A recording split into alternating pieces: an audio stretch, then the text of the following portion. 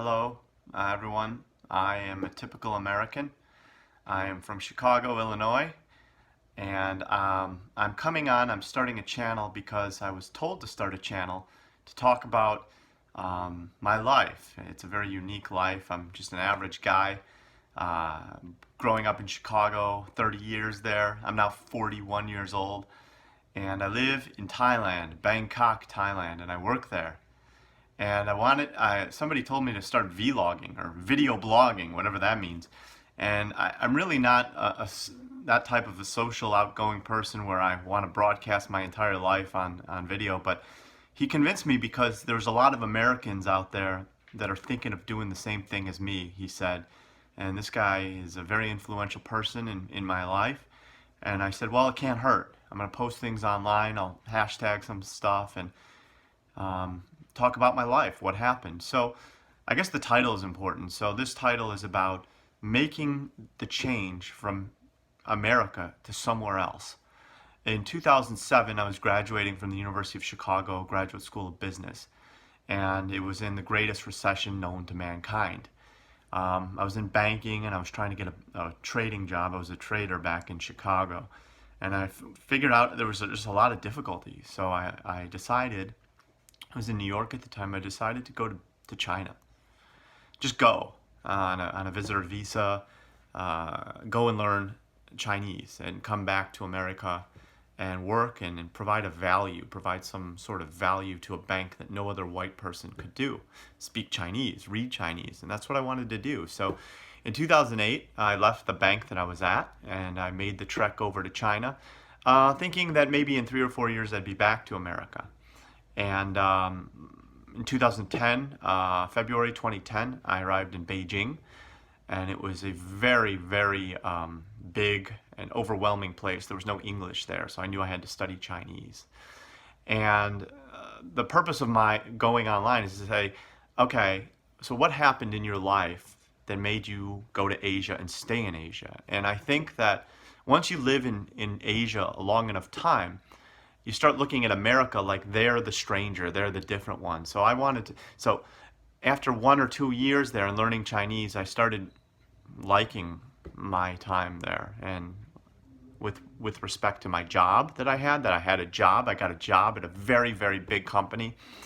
And I was able to work and add value in a way that I could never do in America. And how do you do that? Well, that's not really important. My message is for you guys to try and think about what are the next steps in your life and how do you get from point A, America, to point B, wherever it is you want to go. China was 8 years of my life, so 2010 to 2018.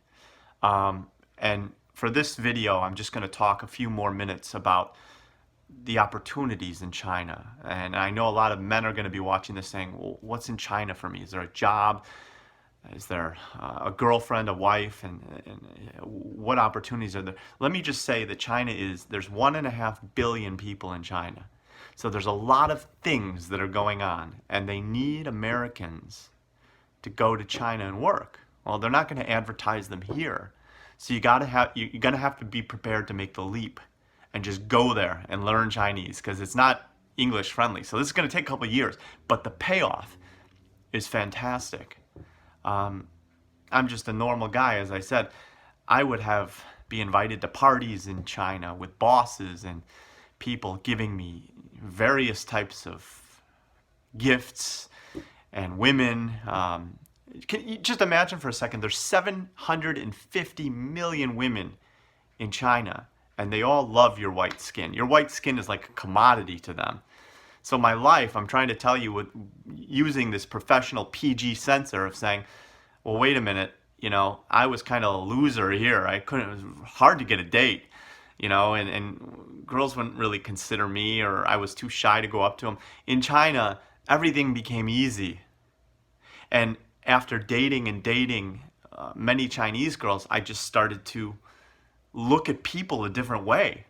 I could be real to people. I could be honest to people. I could tell them what I think. Do I like you? Do I not like you? So I had so many choices, so many options there, for women and for work and for social life and for traveling. So I told myself I was going to conclude this video as an introduction to leaving America and what you have to do in here to pull the trigger. I think you have to be at the end of your rope in America. You kind of have to be. I was at the end of my rope. I was 2007, financial crisis, market's terrible. What's left for me besides family? And I wasn't married. I'm still not married. My name is the Golden Bachelor, which should say a lot about my personal life in Asia. Is why buy the cow when you get the milk for free? I've probably dated over 200 Chinese, and they're all beautiful. And it's just different.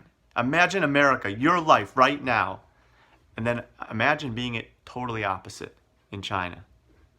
And I think I'm going to use the next platforms of videos to talk about certain instances without being overconfident, without bragging, getting rid of all that pride and arrogance, just convincing you that there is something else out there. And not necessarily China. It could be Philippines, Brazil, Argentina, Switzerland.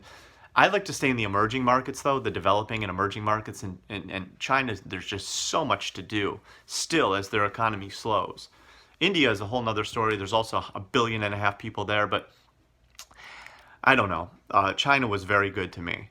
And so I'm going to conclude there, and I'm going to say, welcome to my page. I hope you enjoy this short introduction on my life back 10 years ago now. I'm now 9 years in Asia, 8 of them in China, and 1 in Bangkok, Thailand. And I'm going to put together a series of videos that's going to kind of detail each and every year. And hopefully you guys will like it. I'm now 41 years old. I've been in China since I was 33, and Asia since I was 32.